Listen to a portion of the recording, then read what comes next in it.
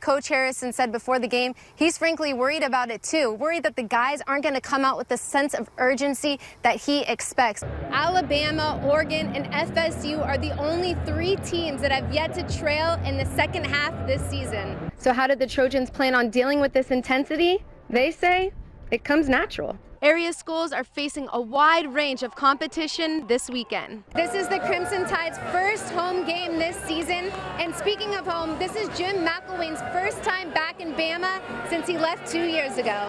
Alabama's Ha-Ha Clinton-Dix returns after a 2-game suspension. I'm here day 2 of SEC Media Day. Much different feeling for Auburn fans this year. Chico State almost always finds a way to hit clutch threes down the stretch.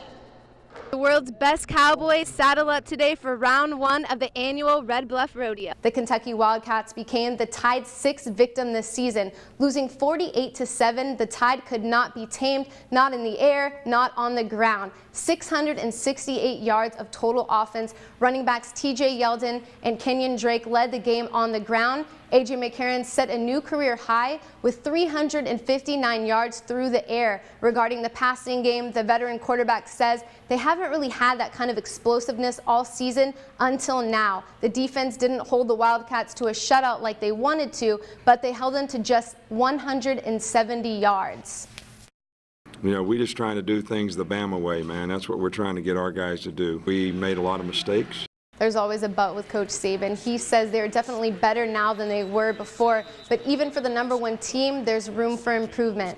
Matt Harris recently created the Ball So Hard Award for the high school football players who dominated the field that week, but we're switching it up today. I'm handing out some Ball So Hard Awards, SEC edition. The first goes out to Johnny Manziel. Tied with less than 2 minutes remaining, Manziel marched the Aggies down the field to set up the game-winning field goal in true Johnny football fashion. Next up, Alabama running back TJ Yeldon and Kenyon Drake. The two finished with a combined 230 yards rushing and scored 2 touchdowns apiece. Move over Speedy Gonzalez, that is ballin'. They say defense wins games, so I'm giving one to LSU's entire defense. They held the Florida Gators to just 240 yards on offense and threw in 4 sacks for good measure. That's right. With football season less than a month away, most teams are building chemistry, but today the Slocum Red Tops are building something else.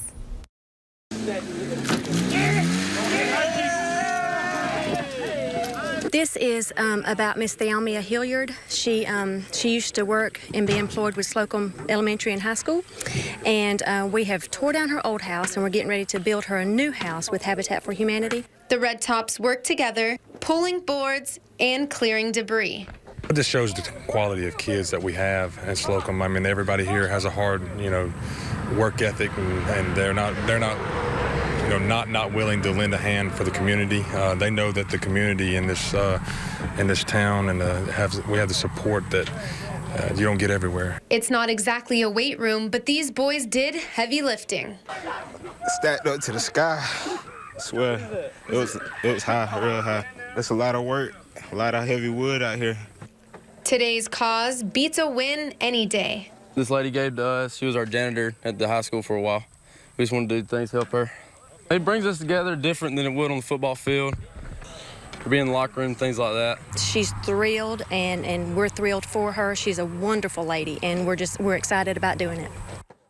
Hey, Matt, you would think that way considering Dale County is the first team in the region to secure their playoff bid. And let me tell you, Coach Harrison said before the game he's frankly worried about it too, worried that the guys aren't going to come out with the sense of urgency that he expects. He said that tonight's game would either be a blowout or neck and neck. And let me tell you, his predictions, one of them was spot on. Let's get into the highlights. First, Trey McMillian searching and finds what he's looking for. Octavius Cogburn putting the Warriors in the red zone, and it's big boy Jeffrey Watley pushing through defenders to the end zone. Score 7-0 Dale County. Freddie Smith with some time. He connects with Joshua Allen, the Wiregrass's second leading receiver, and it was pretty. Yellow Jackets inside the 5, but coach calls the snap, bounces off Smith. Warriors recover it, and Dale County will make them pay.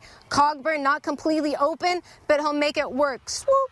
And he leaves his defenders in the dust. Dale County gives Abbeville a beating. Final score will be 36-0.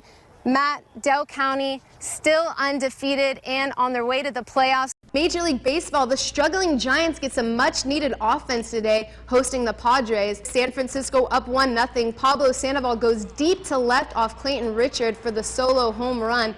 2-zip Giants lead. Bottom six, Giants up 2-1 with 2 on. Joaquin Arias lifts one up to deep right. It bangs off the wall. Buster Posey and Brett Pills score. Ends up being a triple for Arias. Top 9, Santiago Casilla on the mound.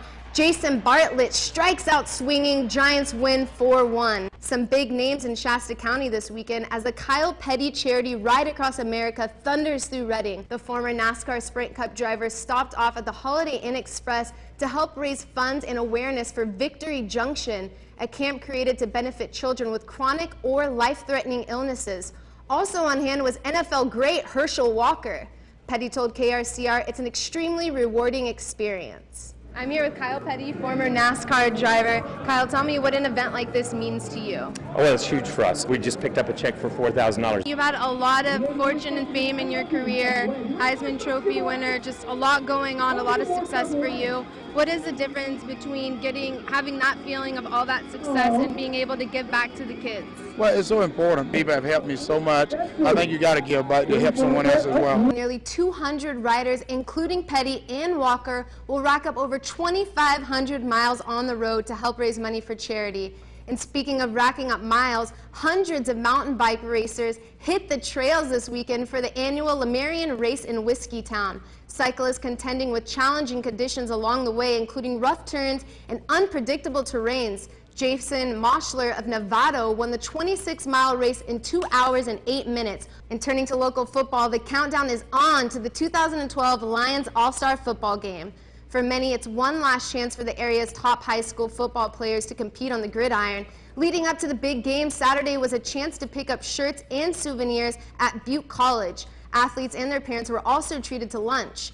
Anderson High School will host an 8-man All-Star game and an 11-man All-Star game Saturday night, July 28th.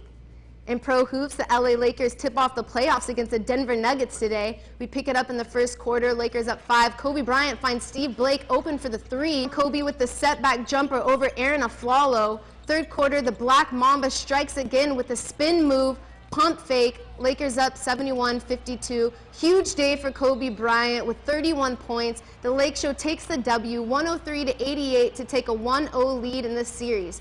Andrew Bynum had a triple-double. He also tied an NBA postseason record with 10 block shots. I'm Sarah Hodges, and have a great evening.